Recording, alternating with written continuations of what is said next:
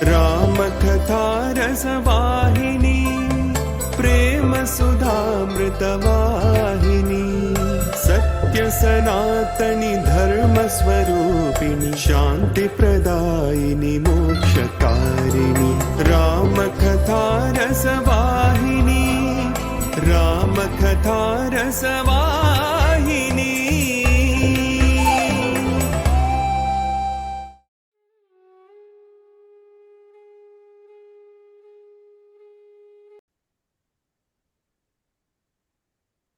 Just to summarize where we were from the last week's discussion,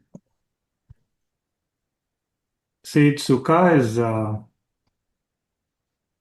telling Parikshit how the relationship was in those days between the kings who were filled with divine thoughts, how they would approach sages and seek their advice, their guidance, and how those sages who are established completely in the divine with absolutely no trace of the small I coming in or their ego showing up, with no craving of power or anything, how they would guide the kings, and in turn how the kings would work for the welfare of their subjects, the subjects treating the king as their very heart, and the king treating all of the subjects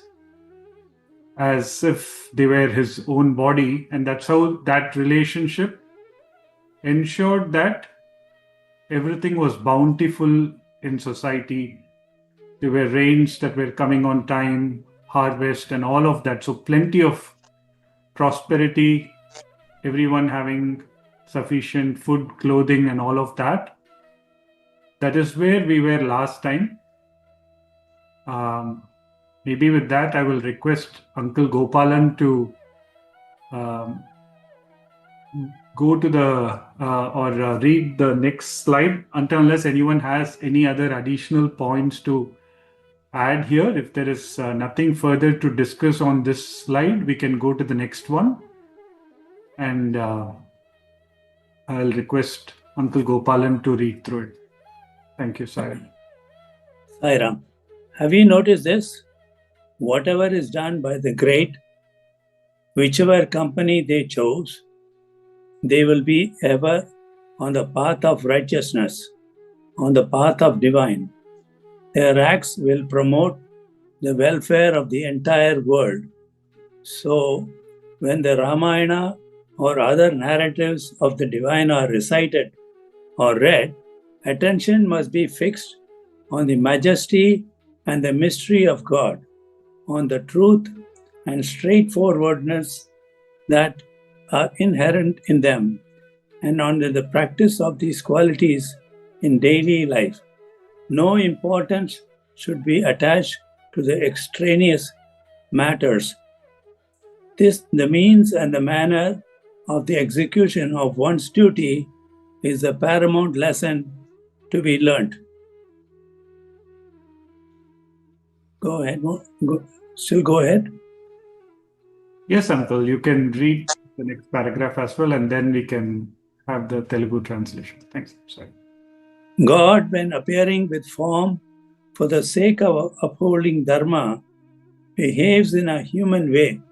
He needs must, for he has to hold forth the ideal life before man and confer the experience of joy and peace on man.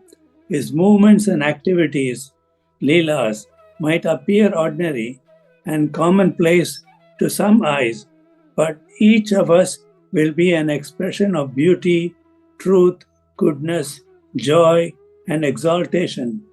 It will captivate the world with its charm. It will purify the heart that contemplates. It will overcome and overwhelm all agitations of the mind. It will tear the veil of illusion, Maya. It will fill the consciousness with sweetness. There can be no ordinary and commonplace in the careers of avatars. Whatever is seen and taken as of that nature is really superhuman, supernatural, deserving high reverence.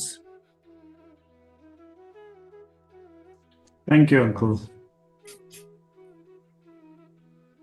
Sai Ram, Auntie? Auntie Mani Bashir? Yeah, I'll read. You will translate it? I will attempt, Auntie. If there are any shortcomings, you please kindly. No, not me. Okay, anyway. చూచితిరా మహనీయులు ఏ పని చేసినను ఎవరితో చేరినను లక్ష్యము దేవత్వమైపై ఉండుటచే సర్వకర్మలు. It's a long sentence for you. I think I should stop here. చూచితిరా మహనీయులు ఏ పని చేసినను ఎవరితో చేరినను. Have you seen this? The great ones, whatever task they do or whomever they are engaged with. లక్ష్యము దైవతత్వముపై ఉండుటచే. Because their goal is focused on the divine. సర్వకర్మలు ధర్మ రూపమును ధరించి. All their actions are transformed into righteous ones. లోకమును ఉద్ధరించెను. It benefits the world. It uplifted. It promotes. Or you can. Okay. It promotes. It promotes the world. Thank you, Auntie. పారాయణముల సలుపు వేళ. Parayanam, Auntie, or you said Rama? Parayanam. Yeah. When you read Ramayana, it's Parayanam. Yeah. When you have the when you do the Parayanam of Ramayana, పఠనము గావించు వేళ. when it is studied, లక్ష్యమును దైవభావమున చేర్చి. the goal should be focused on divinity. కథలోని వంకరలను వంటిలోనికి చేర్చక. In the stories you should sorry Auntie, I'll leave that to you. కథలోని వంకరలు, there are some twists in the story. You should not take it into consideration. Okay? కథలోని వంకరలను వంటిలోనికి చేర్చక నిశ్చల నిష్ఠతో నీతి నిజాయితీలను మదియందు ఉంచి కర్తవ్యమును నిర్వహింపవలెను. With an unwavering mind focused, established in justice, one must undertake the actions. Auntie? Yeah, correct. కర్తవ్యమును నిర్వహించవలెను. The execution of one's duties. Okay. ధర్మ సంరక్షణార్థమై అవతరించు దైవము. The Lord who descends for the establishment of Dharma. సమస్త ప్రాకృత లీలలను సాధారణ మానవుని వలె చేయుచుండును. The divine acts done by him in the human form. He keeps on doing. సాధారణ మానవులు చేయుచుండును. He does the divine leelas as an ordinary human being. చేయవలెను. He should do it. Oh, he should do it. Okay. కారణము because లోకులకు ఆదర్శమును అందించుటకు. That is to set an example for the world. Yeah. An ideal to the world. అనుభూతులు కలిగించుటకు. To give an experience. లీలలు చూచుటకు సామాన్యమైన అటువంటిగా కంటికి కనిపించను. Even though the leelas or the divine acts may appear ordinary to the eyes. అందులోని రసము, సరసము, సౌందర్యము, పుష్టి విశ్వమును మోహింపచేయును. Yeah, go ahead. The beauty, the goodness, and the joy that are enshrined in them attracts everyone. Yeah. Vishwamanu mohinpa cheyanu. It will it will attract the world. Hrudayamula parishuddha paruchunu. It purifies the heart. Yeah. Manasulu marapinchunu. It makes the mind be lost in them. Mayanu vadalinchunu. It helps one get rid of Maya. Madhuruttvamanu andinchunu. It bestows sweetness. Prakritamulaga kanipinchu tana leelalanniyanu aprakritamule. I think he has covered it, I think. Prakrita and Aprakrita, that one, Auntie, maybe I will need your help. Prakrita is nature, ordinary, and Aprakrita is unnatural, superhuman. Okay. Prakrita is that human, that whatever is generally done. Natural duty. Aprakritamale, they are superhuman. Mananiya mule, it has to be Mananiya is to be believed. Divya mule, divine. Ramacharitra, that he has not read. I think he has not read it. Okay. Thanks, Auntie. No problem. Thank you. Thank you.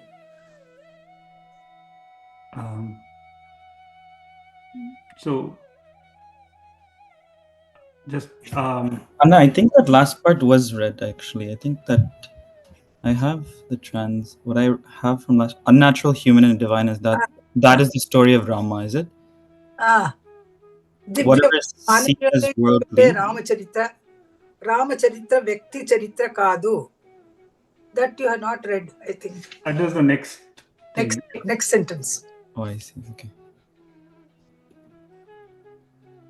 So that last one, Anna, was whatever is seen as worldly, these leelas are divine, supremely powerful and human, but divine. Is it? Yeah, that was what Auntie had read. The last one. Auntie, if you can. Yeah, I will do that. Yeah. Hrudayamula parishuddha parchunu, purify the heart. Yeah. Manasula marapinchunu, it will call contemplation. Manasulu, mind can contemplate on it. Mayanu vadalinchunu, you can get rid of the Maya. Madhuruttvamanu andinchunu, it deserves sweetness. Prakritamuluga kanipinchu tana leelanniyu, that ordinary commonplace leela, aprakritamule, they're all should be taken as superhuman. And the Mananiyale he has translated as supernatural, and Divyamule he has not done it. Divyamule is divine, and Ramacharitra Vyakti Charitra Kadu. So that is okay. That's not there. Yes, Auntie. That is where I think Saishan, what has been split as two different sentences here. I think in Telugu it is just one sentence. It's one sentence.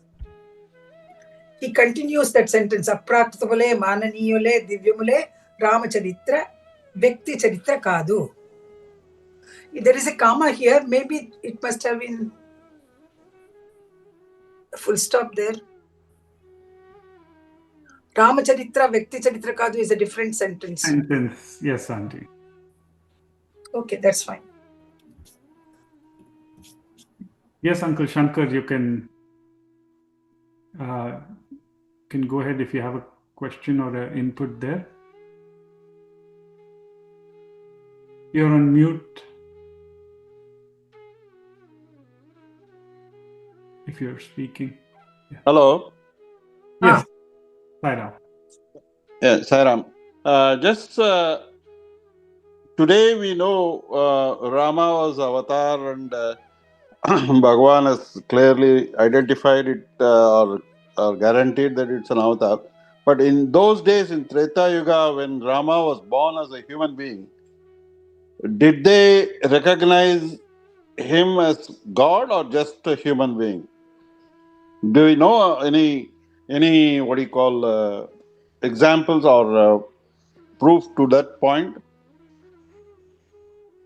Okay, thank you for that question. So, anyone wants to go ahead and answer, provide their inputs to that question? where people of Treta Yuga, aware even as Lord Rama was there as their contemporary, were they aware of his divine nature, of him being an avatar?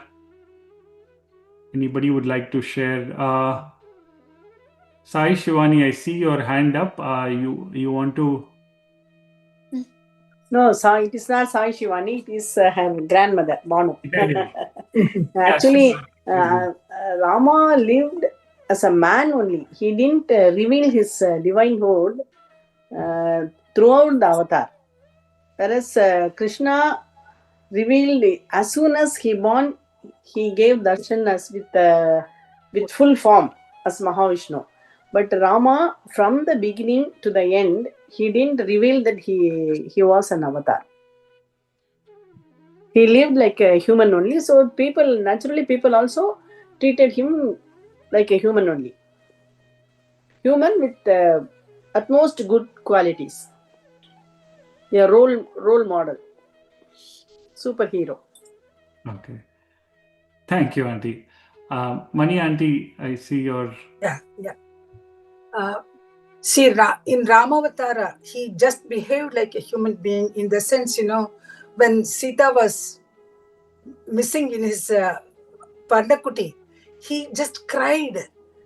And he started asking the trees and the mountains and the hills, whatever he saw, he used to ask them then, have you seen my Sita? Have you seen my Sita?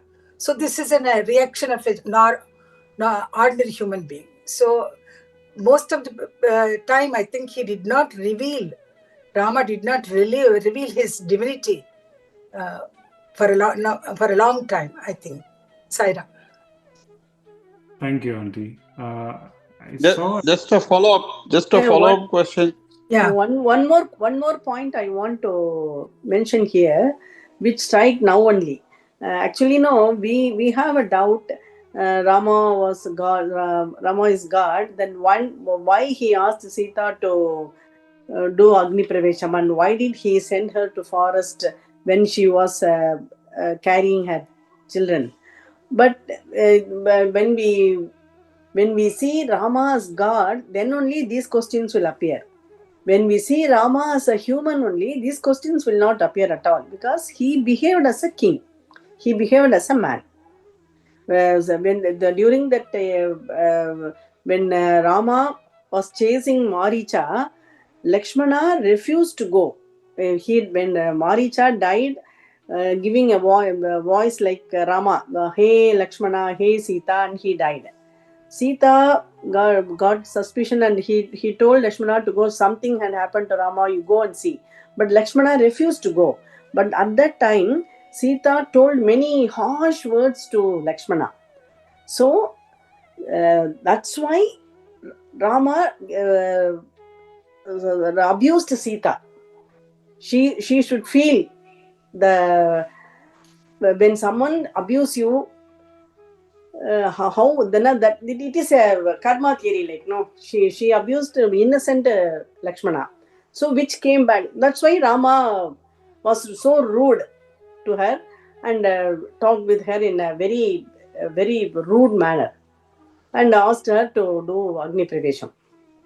So he didn't reveal himself as God. Okay, thank you, Auntie. Thank you for that.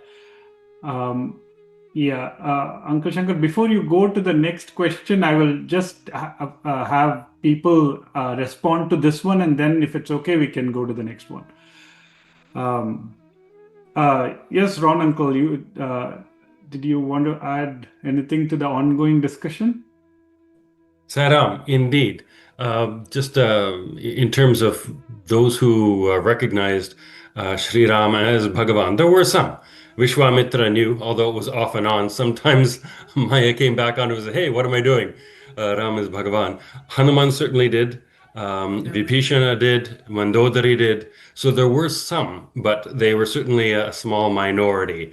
Ordinary people did not know. And we can mention that even though Swami declared himself as being an avatar, even to this day, it's a very small minority of us who recognize him as such. So there are certain parallels, but certainly Sri Ram never said that I am Bhagavan. That's it. Sai Ram. Thank you, Uncle. Yes, Brother Rohit. In Ramayana, Sai Ram, brother. Ramayana, it was said only 3 ladies recognized Rama as God. One is Tadaka, second is Tara, Vali's wife. The third one is Mandodari. The three women only realized that Rama was God. Okay. Thank you. Thank you, Auntie. Yes, Brother Rohit. Yes, brothers. Actually, Swami has spoken on this in summer showers. It's from the same summer showers there. Swami has spoken quite detailed about Lord Rama. So I'll just read a short segment here. So Swami says, in the story of Rama, it is seen that as situations unfold, Rama starts as an ideal human being and then reveals his divinity. Rishis ensured that Rama's human qualities were apparent, concealing his divinity behind the human form. This was important because if Rama had been immediately recognized as divine, the events such as the killing of Ravana might not have occurred. So I think Swami here is kind of making it clear that in the early stages, or at least until Ravana was relinquished and destroyed, the evil was destroyed and centered around Sri Lanka. I think till then, except the rishis, nobody had an idea, and probably Lord Hanuman had an idea as well, and that's why Lord Hanuman would worship Lord Rama. But I think until then, the public in itself didn't know that Lord Rama was divine, and that was part of the Leela, I think. Sai Ram. Thank you. Thank you, Sai Ram. Anyone else wanted to add to Sai this? Ram. Yes, Uncle Gopal. Yes. There are some instances in Ramayana where Rama showed his powers, like with the Samudra Raja, when he started to shoot an arrow, the sea rose and talked to the Rama, and also when Rama shot the arrow through the trees, and those trees were crooked, and the arrows went right through each one of them to show how strong he was. So there was some evidence of divinity there, Thank you, Uncle. Thank you for sharing. Anyone else wanted to add anything to this? Brother Shankar wanted to say something. No? He wanted another question, Auntie. So, before going on to that question, if I'm just checking if anyone else had anything to add to this one. Okay. Maybe I'll also just add 1-2 points. Saishan, if you just go to the earlier slide and one more before this one, please. Thank you. So here Swami clearly says actually Vashishta, Vishwamitra, Garga, Agastya, all these sages, how they flocked in and around Ayodhya earlier on itself, much ahead of Lord Rama's birth, knowing fully well that this would confer on them the highest Samipya part of close access to the Lord. And time and again, if you see like what Uncle Gopalan was sharing, when Rama lifted the Shivadhanush, and we know that nobody else could really do that. And again, different points, again and again, the actions of Rama clearly showed who he is. But then it's the same thing what we faced with our dear Swami also, right? The Maya is so strong that after that activity or that action is done, again, everyone goes back into the same part of forgetting in whose presence they are. So in terms of Rama, whether each of those, right from his Balya Leelas all the way up to vanquishing Ravana and so on, with plenty of occasions where those hints were repeatedly dropped. But at the end, the human nature is as it is, going back. That is where I think again and again, reinforcing in whose presence we are, or in whose omnipresence we are, will help us time and again. So just thought I would add that. Yes, Auntie Mani. Actually, when I read these lines, ధర్మ సంరక్షణార్థమై అవతరించు దైవము సమస్త ప్రాకృత లీలను సాధారణ మానవుని వలె చేయుచుండును చేయవలెను. He has to do it. కారణము లోకులకు ఆదర్శము అందించుటకు, for the common people to understand this ideal human being. So he had to behave like a human being. And he was, and not only that, అనుభూతులు కలిగించుటకు, to make them experience that, లీలలు చూచుటకు సామాన్యమైనటువంటిగా కంటికి కనిపించనును, అందులోని రసము, సరసము, సౌందర్యము, పుష్టి విశ్వమును మోహించును. Those leelas which Rama did when he was a young child, it was actually attracting the whole world towards that beauty, that simplicity. That's what Swami is saying here. So Rama, even though he behaved like an ordinary human being, all his leelas were such that it would attract the whole world. Sai Ram. Thank you, Auntie. Yeah. So to that thing, yes, there were people like these who were aware of the divine nature of the Lord. And of course, it was our good fortune in Kali Yuga that the number of people increased in knowing Avatar, but then essencing the divine Leelas is different in itself. So yeah, I think both, that's a transition from knowledge to wisdom. Yeah.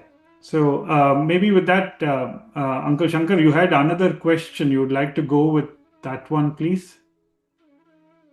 No, it's all answered.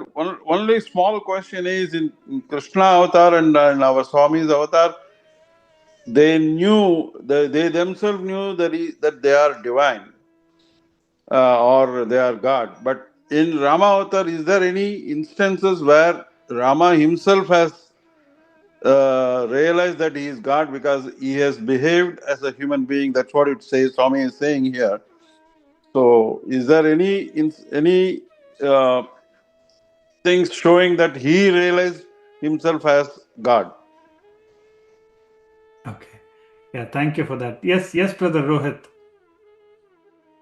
There's actually a straightforward answer to that if we were just looking at a yes or no answer, brother. So Swami himself has said that, it's in Sathya Sai Speak. Swami had said that Rama did not announce at any time that he was God. He declared that he was the son of Dasharatha.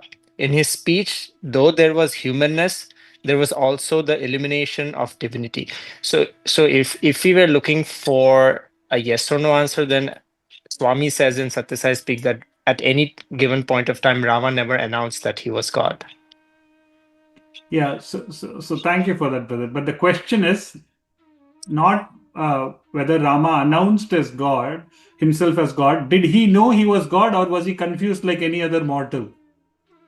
So the question is, did he know throughout the whole of his human sojourn that he was divine, or did he also end up getting confused, like what Mani Auntie was telling earlier when Mother Sita was abducted by Ravana? He started looking for Mother Sita and so on. So that time, did he become human and forget that he is divine and behaved in that fashion?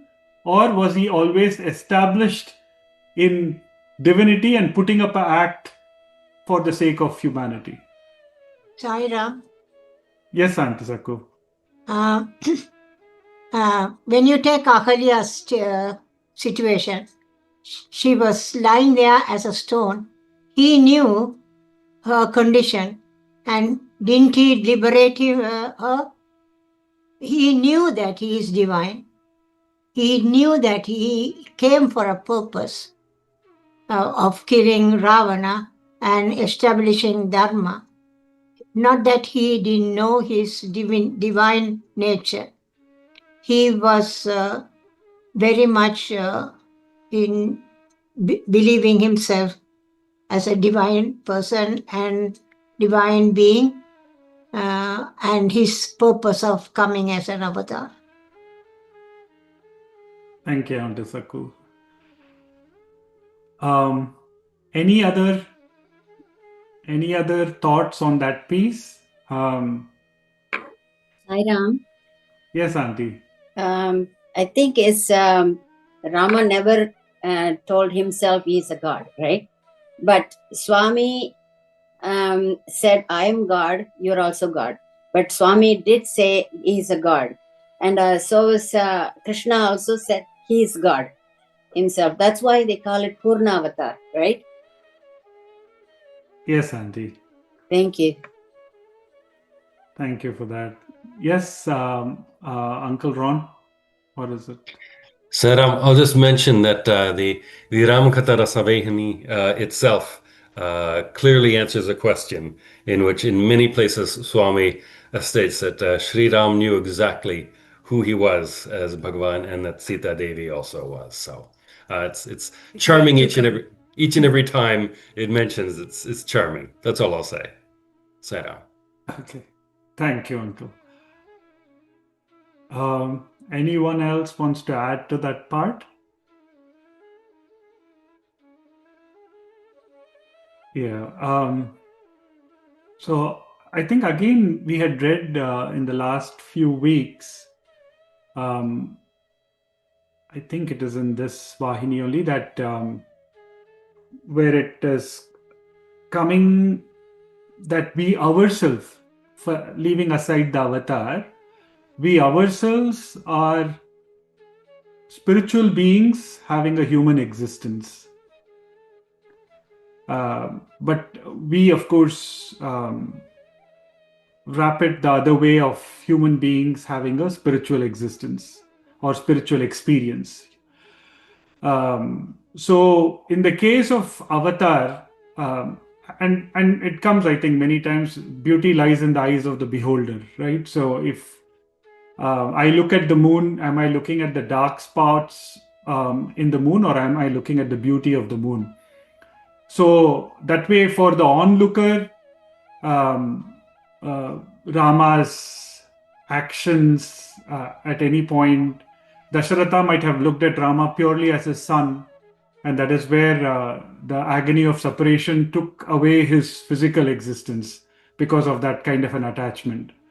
Whereas, like what was mentioned for Ahalya, he literally transformed her back from a jada, like a stone, to back into a human being, a person.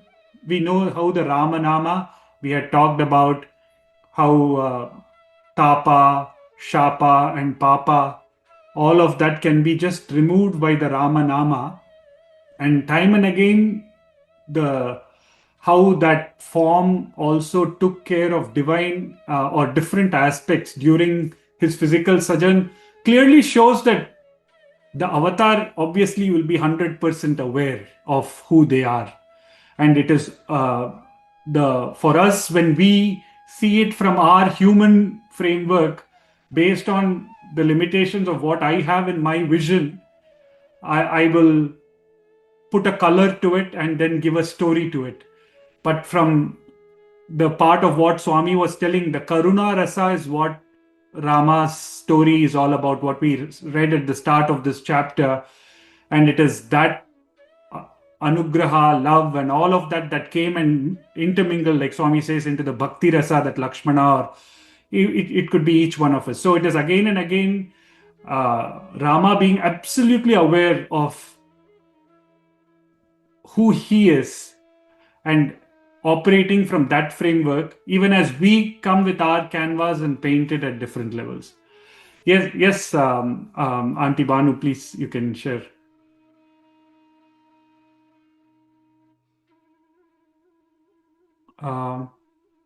Sorry. So Oh, sorry, it's Shivani. Go ahead. so did Rama come down to establish Dharma, or was he just down to slave Ravana and then rule Ayodhya? Okay, that's a nice question. Anyone wants to answer that? Did Rama come for Dharma Samstapana or Ayodhya, ruling Ayodhya No, and slaying Ravana? Yes, Auntie. it's only for the Dharma Samrakshanattakai.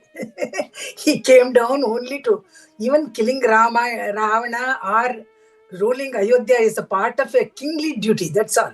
But main purpose for which he came down, incarnation came only to uphold Dharma.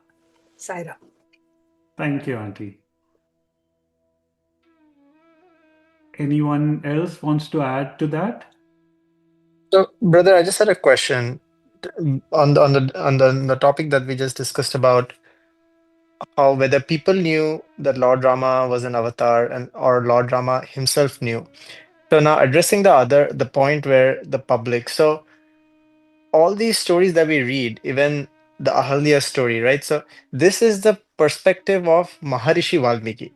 So Maharishi Valmiki, like other rishis like Rishi Vashishta and Rishi Vishwamitra, had the cosmic view, the spiritual view, so to say, where Maharishi Valmiki was able to see the spiritual significance and the leelas of Prabhu Shri Rama in Ahalya's story. The public at that time would have seen something else.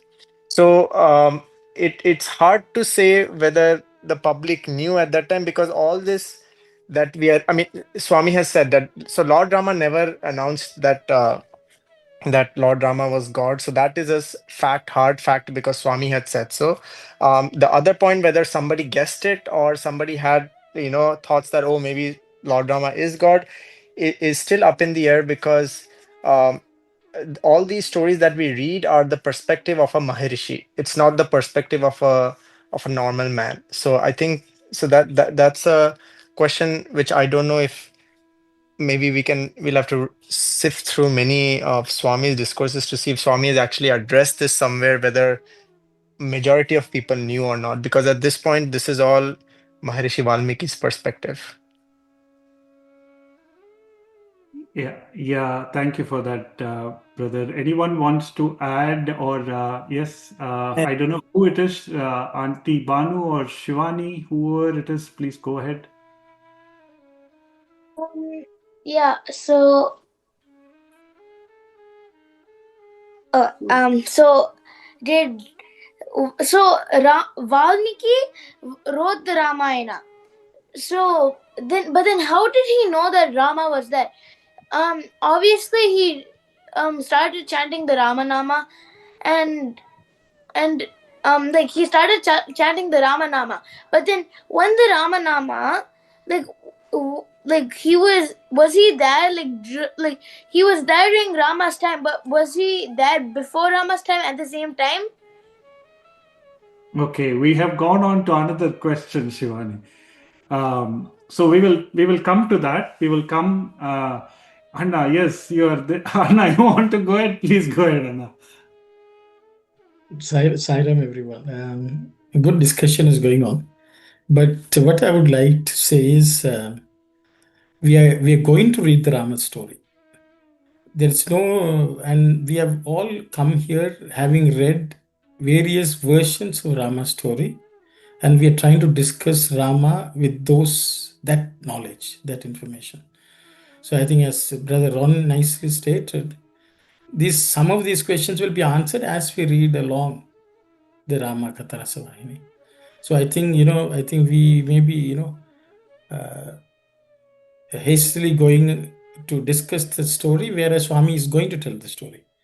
So I think one of my view is when we try to read what Swami has taught, we should actually put aside whatever we have learnt in the past, because otherwise that can be itself a block. That will block our understanding of what Swami is trying to say, is what I would say. So I think, just interpreting, analyzing various aspects of Rama's story before we learned from Swami what Rama did and what he told people, whether he realized that he is divine or not. I think those are questions which will be answered as we read along. So I would say just hold on to those questions, good questions.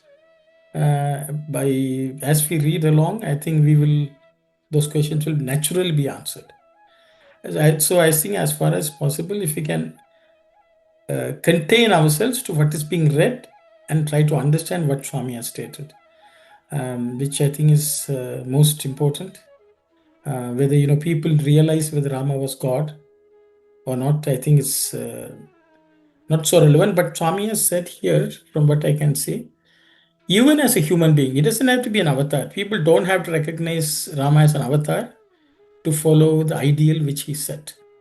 What Swami is saying is Rama set the established an ideal for normal human beings. So I think if you know that there's another human being who has lived a certain life, and if we can use that as ideal, that itself is good enough. And I'm sure Rama inspired many people in Ayodhya, just as a king, an ideal king.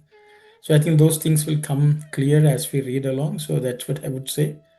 So I know inquisitiveness and curiosity is plaguing everyone. But I think those questions will naturally be answered by Swami directly, rather than we speculate and do our human analysis of Rama's Leelas. I would say that's all I have to say. I'm sorry if Sai Ram sister. Sai Ram, brother. Sister, what happens when you log from two places? Yes. We want to know whether you are Sai Ram, human or brother. you are Sorry divine. about that. Okay. Brother, I just wanted to mention here about as you mentioned, yes, we are trying to understand what's the point of view of Swami is giving the Ramakatha Rasavahini. And in this, the Swami says about the, divines are recited or read, attention must be given to the majesty and mystery of God. Truth we can see it. What is the straightforwardness that Swami is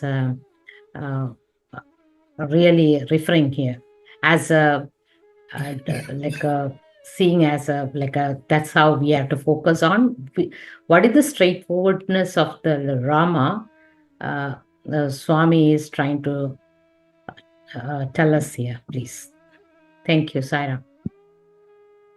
Sai Ram sister, I think Aniyanti may clarify that words used in the Telugu are Niti and Nijayati. So those are the Auntie, am I right? I think Aniyanti went silent. Auntie, you may be speaking on mute. Mani Auntie. So పారాయణము సలుపు వేళ పఠనము గావించు వేళ లక్ష్యమును దైవభావమున చేర్చి కథలోని వంకర్లను వంటిలోనికి చేర్చక నిశ్చల నిష్ఠతో నీతి నిజాయితీలను మది ఎందు ఉంచుకొని కర్తవ్యమును నిర్వహింపవలను. That's what he is trying to say. So the word Nijayati, I think, has been translated in English as straightforwardness. Straightforward. Okay. So what Swami is saying is morality and how we have to live. Niti means following the law and the rules. Nijayati is truth. Yeah. Nijayati can be Nija. Nija means truth. So Niti is straightforwardness. Straightforward. I think that's the way. Yeah. Nischala, Nishtato, Niti, Nijayatalu. So Swami wants us to learn what is truth, and what is how to live according to the laws of the land or laws which have been laid down. It can also be the rules the Shastras have prescribed. I don't know, sister. I don't know.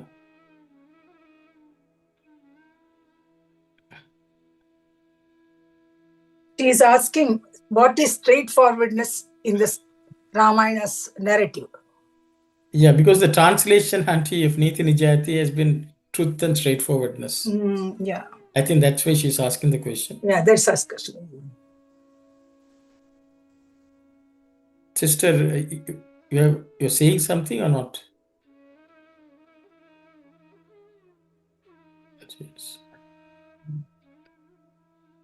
Brother, unfortunately, I'm having problem with the computer. The volume, the sounds was not clear here. I think I didn't understand. If it's something with the translation is something different, is fine. But I try to understand what is the straightforwardness that is referring to Rama's thing. So the two words Niti and Nijayati have been translated. Niti is the rule of law, or which is straightforwardness, following what needs to be practiced. I think Nijayati, as Auntie says, is truth. So we'll go with that. No importance should be attached to extraneous matters. It's okay. I'll pause my question here. Later, I'll understand because it's not clear. The system is. Thank you, sir. Yes, Sai Satish, please go ahead. Hi, Ramana. I was just going to say, like, based on what you were saying also, if the Ramakatha Rasavahini is read as one being an empty pot, then it is fine. But already we are a filled pot, and that filled pot is all versions of so many Ramayanas and so many stories.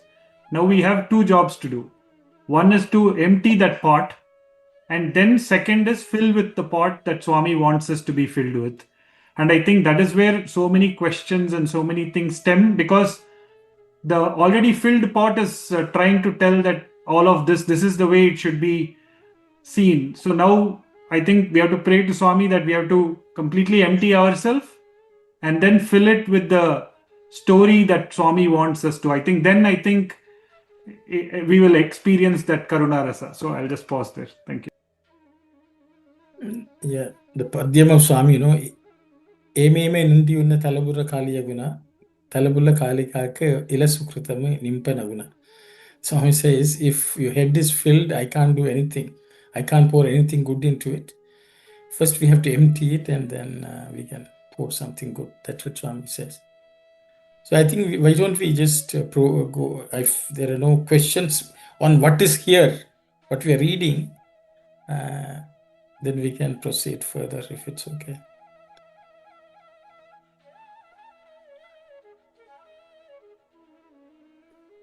Have you noticed this?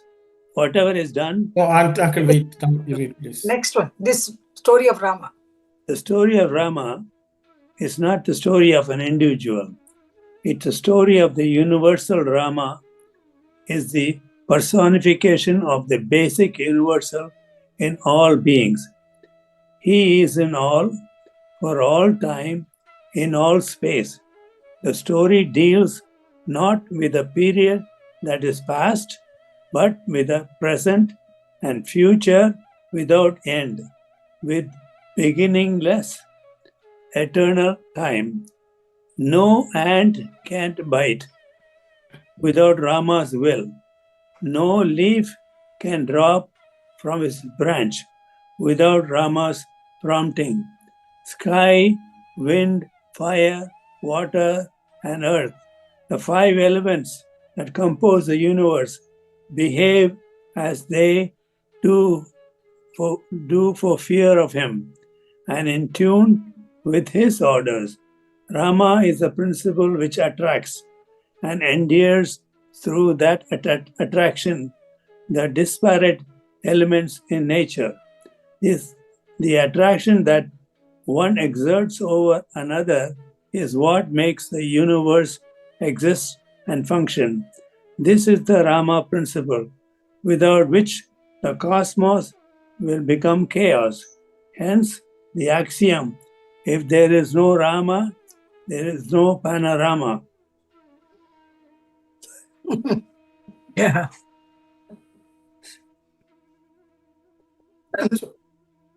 Hello Sairam. Sai Ram aunty. రామచరిత్ర వ్యక్తి చరిత్ర కాదు. Sai Satish, you will do translation. You can do that. No, it's better you do. Okay. So, auntie, please go ahead. So, రామచరిత్ర వ్యక్తి చరిత్ర కాదు. the story of Rama is not a story of an individual. విశ్వ చరిత్రమనియే చెప్పవచ్చును. It is a story of the entire universe. రాముడు సమష్టి స్వరూపుడు. Rama is a Universal. conglomerate of human beings universal human. or universal form సర్వవ్యాపకుడు. who is all pervading. రామచరిత్ర కొంతకాలము మాత్రమే జరిగేనని తలంచరాదు. It should not be thought that Rama's story happened at a particular point in time for a short while. ఇది అద్యంతరహితమైన చరిత్ర. It is a story which does not have a beginning nor end. రామేచ్ఛ లేక చీమైనను కుట్టదు. Without the will of Rama, even an ant will not bite. ఆకైనను రాలదు. A leaf will not fall. ప్రకృతి యందలి పంచభూతములు రామేచ్ఛ వలనే తమ తమ కర్తవ్యములను నిర్వహించుచున్నవి. All the 5 elements in this creation, they all perform their duties only due to the will of Rama. దృక్ గోచరముగు సమస్త వస్తుజాలములందు గల ఆకర్షణ శక్తియే ఆ రామచంద్రుడు. In this seen world, among all the objects and the web of creation, all the attraction, the power of attraction is Rama himself. ప్రకృతి ఆకర్షణ చేతనే లోకము జరుగుచున్నది. Due to the attraction in creation or nature, is the world is functioning. ఆకర్షణే లేకున్నా ప్రకృతే లేదు. Because of if this power of attraction does not exist, creation or the nature itself will not be there. అనగా రాముడు లేకున్నా లోకమే లేదు. That means without Rama, there's no world. Yeah, that's it. Sai Ram. Sai Ram, thank you very much. So I think there's Swami has. I think it's clear. If anyone would like to ask anything or comment on anything which we have read in front of us, what Swami means by this, I think that will be a good discussion. So as you can see, the Ramacharita is Swami saying is not a story of an individual, but the story of the universe.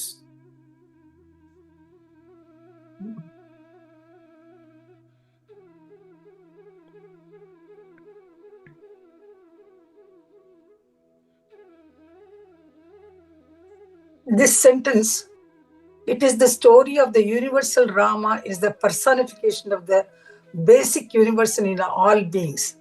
That is to say, that Paramatma, that consciousness, super consciousness, is present in all human beings as an Atma. I think that is the meaning it conveys. Thank you, Auntie. Sai Ram.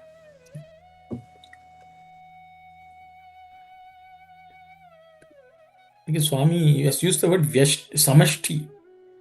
Samashti. Swami also uses these words vyashti, samashti. Ramudu samashti swarupudu. Ramudu samashti swarupudu. He is a universal being. In other words, it is Paramatma. Yes, Auntie.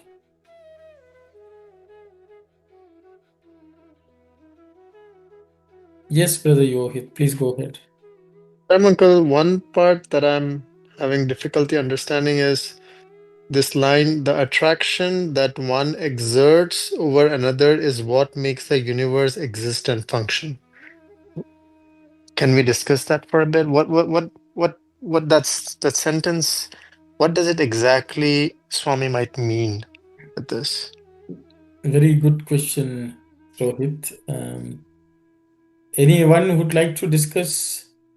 I think there are lots of discourses where Swami has spoken about this power of Attraction, magnetism. Anyone would like to share? Sai Satish, I think you should go. I will put you on the spot. Sai Ramana. So this Akarshana Shakti, Swami has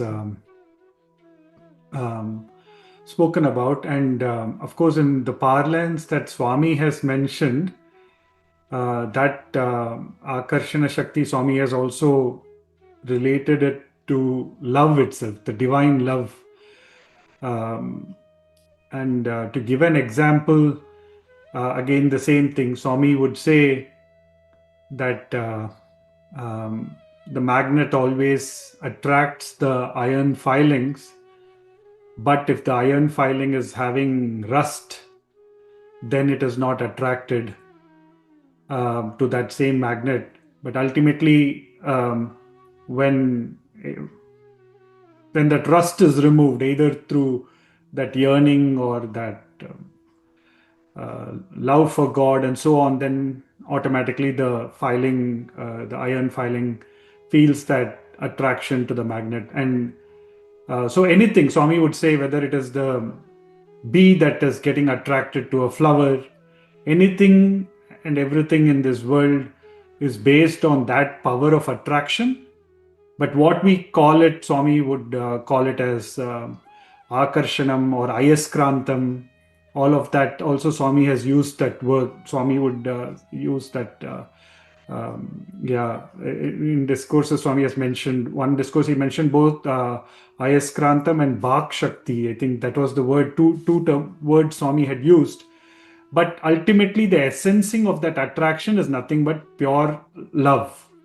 Whether we see that in the Vatsalya Bhakti of or a mother has to the child, or anything that we take in this creation ultimately goes back to that thing. So with that, I'll stop. Sai Ram. Thank you very much, Sai Satish. Anyone else would like to discuss this?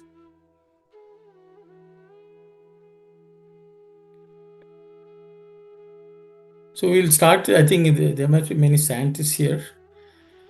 Even at the atomic level, a molecule is formed when there are multiple atoms are attracted to each other. And there is a power which molecules have, which holds atoms together. And so every small thing in this world, there is some attraction which brings things together. But at the macrocosmic level, if not for the sun's attraction or the magnetic power or pull, the planets will not be revolving around the sun. So in this world, every object has an inherent power of attraction. Even a human being, Swami would say, people are attracted to each other. What is that? That is also a magnetic force. And as Sai Satish said, the birds, even if we are attracted to food, means there's an attraction between the food and us, that we come together. But we may not see it that way. But that is what makes the world function in this function, because unless people come together, we cannot do anything. Whether it's even the animals also come together and help each other in their life. So also human beings can come together and make many things happen. And that's why Swami puts a lot of emphasis on collective action, collective sadhana, collective everything. Because there is a power which comes out of that coming together, and that's why Swami has used the word. Rama himself symbolizes samashti, that is people coming together. So I think that's what keeps the world function, whether we don't see it that way or not. If there's no gravity, we will not be able to walk on this earth. So I will stop there. If anyone would like to. I think Rohit, being an engineer, you should be able to shed more light to this. No, I mean, if we, so one question after the explanations that you and Brother Satish has given, one roadblock that I hitting is, are we, supposed to overcome this attraction and go beyond to the Rama Tattva, or is this Rama Tattva that is the attraction? Are we supposed to be okay with it? Because this attraction that one exerts of another, so would it be safe to say, like you said, if we are attracted towards food, right? So doesn't that count as temptation, right?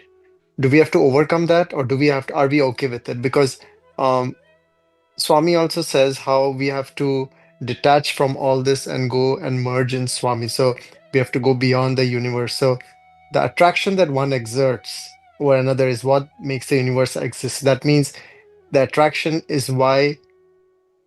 Is it possible that Swami is saying that attraction is why Maya exists and we have to overcome it? Would that make sense, or is that a wrong thought?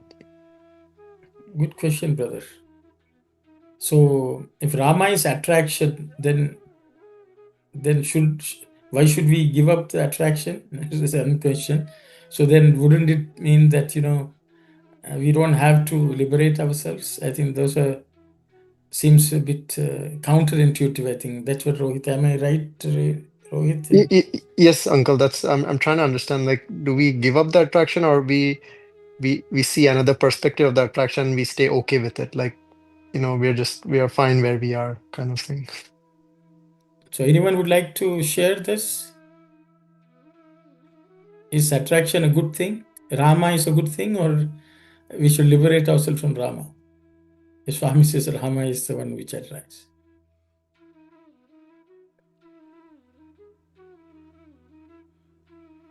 Based on whatever we have. Yes, Sai Ram, Sai Satish, you want to say Sai something? Ram, I'll just attempt. So again, what are we getting attracted to will define, like you already answered it, Brother Rohit. You mentioned the perspective. So I can be attracted to the food and call it a temptation, or I can take that food and chant Brahmarpanam and offer it as Naivedyam to the Lord, saying that I have to feed this body, and then accept it as prasadam. So at every point in time, what am I getting attracted to in that attraction will define whether I am going east or I am going west. So if I am able to use that attraction as a means of connecting to Swami, then yes, that is leading one towards Swami or towards divinity, or essencing the Prema Rasa or Karuna Rasa that we are talking about. But if it is again at a superficial level of catering only to the sensual pleasures, then automatically it means that we are going more of west. I'm using the east and west analogy, more of the sun versus going away from the sun. So in that context, what is it that I'm getting attracted to in that attraction will really define how we are headed. Sai Ram, thanks, Sai Satish. Anyone else would like to share?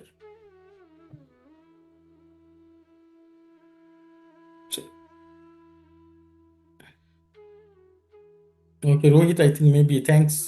Just to compliment what Sai Satish said, the whole problem for us is when we are naturally, there's an attraction to anything, there's nothing wrong with it by itself. However, we have to follow the niti and the world's what is laid down in the Shastras.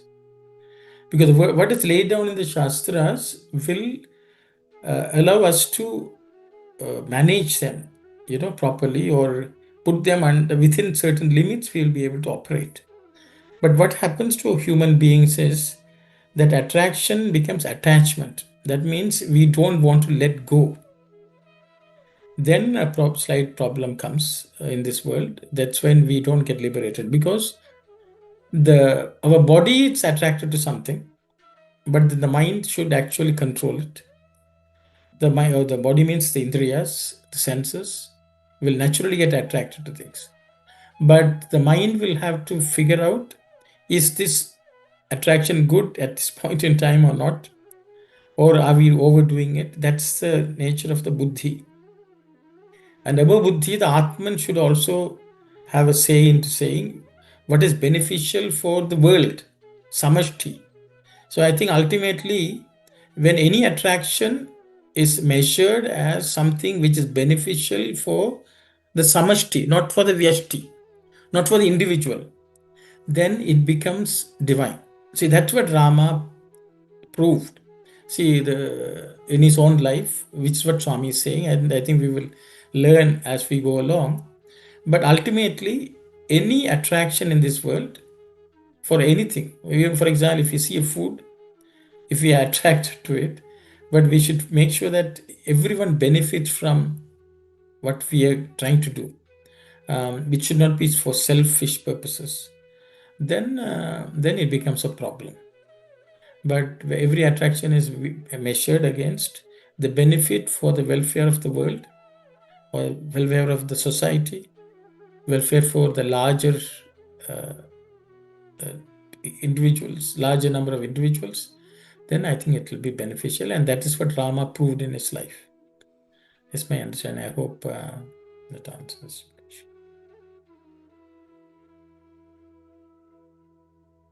Okay, so Rohit has become silent. Oh, sorry, I was speaking on mute.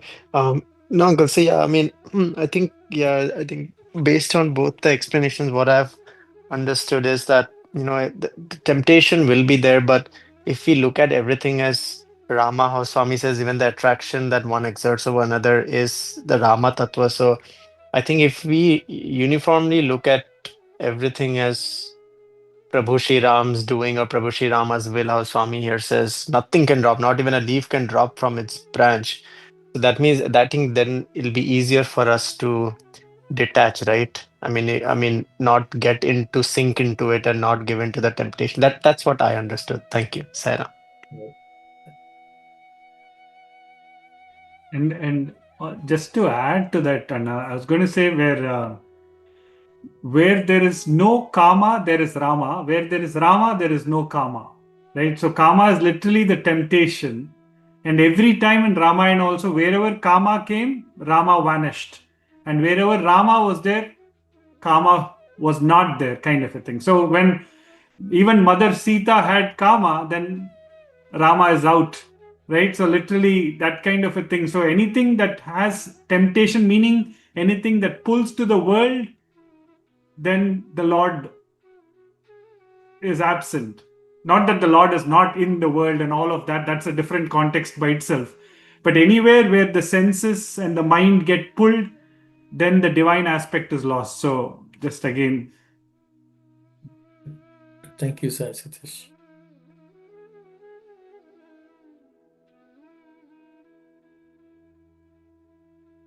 Okay.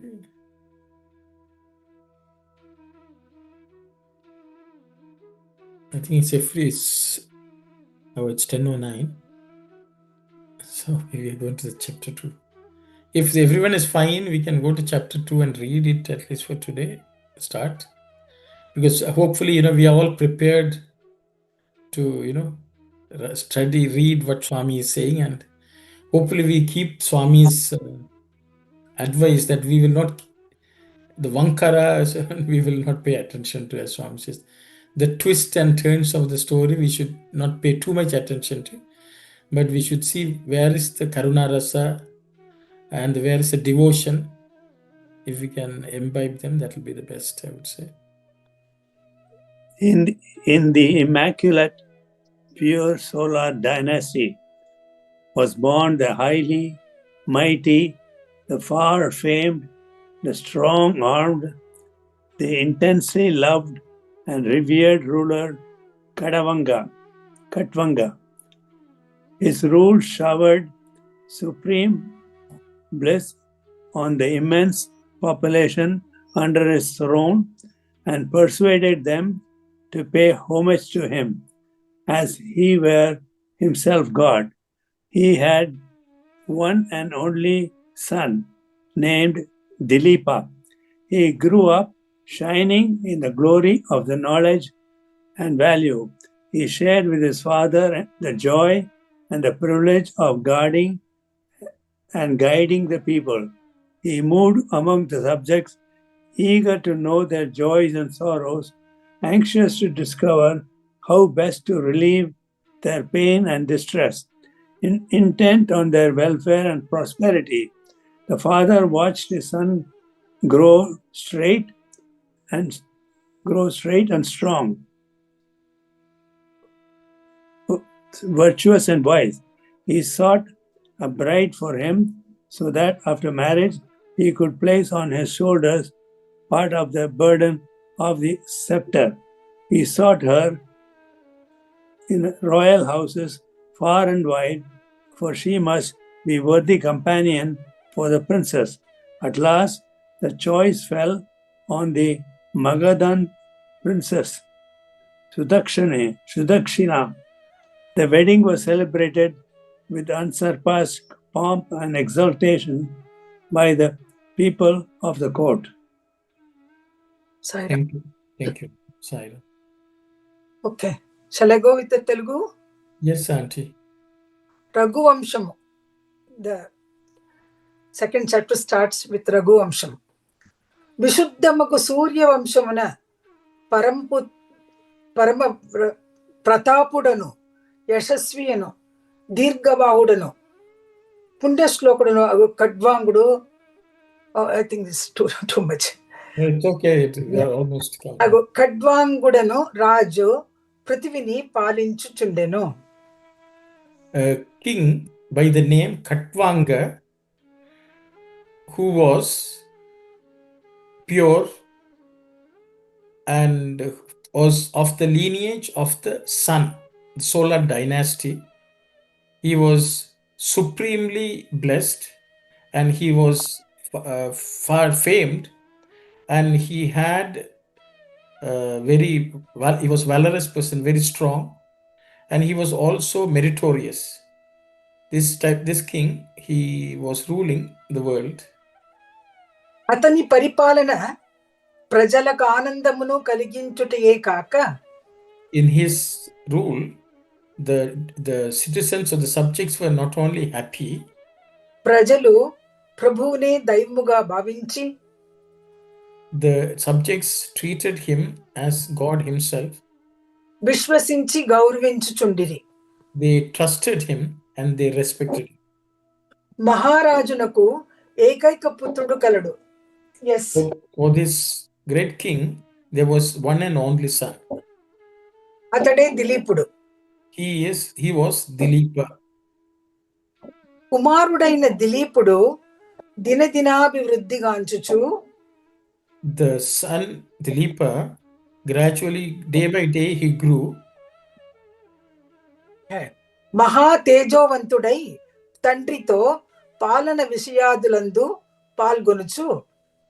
As a resplendent individual, along with his father, he took part in the ruling of the country.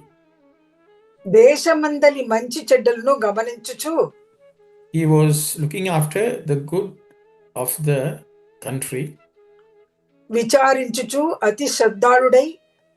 He inquired about it, and with great determination and focus, Prajalamadhya Peruguchundenu. he was growing among the subjects. Kumarudu Peddavadoguta Chuchi. When the son became older, Yukta Vayasunane Vivahamu Chesi. at the appropriate time, when he was fit, ready for marriage, he was married. Konta Paripalana Bhadyata Atani Talapai Pettavalinani Sankalpinchi. Thinking that, he should, some of the burden of the rulership has to be placed on his shoulders. Annintiki Saripadunatti Kodalu Kavalini Vicharinchi. That daughter-in-law who is perfect in every way is needed, and he inquired about such a person. Kadaku Magada Nandini Yogo Sudakshina Anu Kanyato Attenta Vaibhamuga వివాహము జరిపించెను. He identified the princess of Magadha kingdom by the name Sudakshina and performed a very grand marriage wedding for his son. That's all. Sai Ram. So it's 10:16. Actually, Swami is starting. Can you just repeat the last English translation? Which one? The last line. In Telugu? Yeah, both if possible. So that's a very long sentence. It's a long sentence. So actually, maybe I will just summarize it, Auntie. You can tell me. Summarize. Yeah, apparently, the king decided that the son is growing big. It is necessary that he should be married because at the right time, and the part at least part of the burden of responsibility of ruling the country should be placed on his shoulders. So thinking thus, he looked for a perfectly suitable daughter-in-law, and he inquired far and wide, and at the end he was able to identify the princess of Magadha kingdom by the name Sudakshina, and he performed a grand weddings for his son. Sari, Auntie? Sari.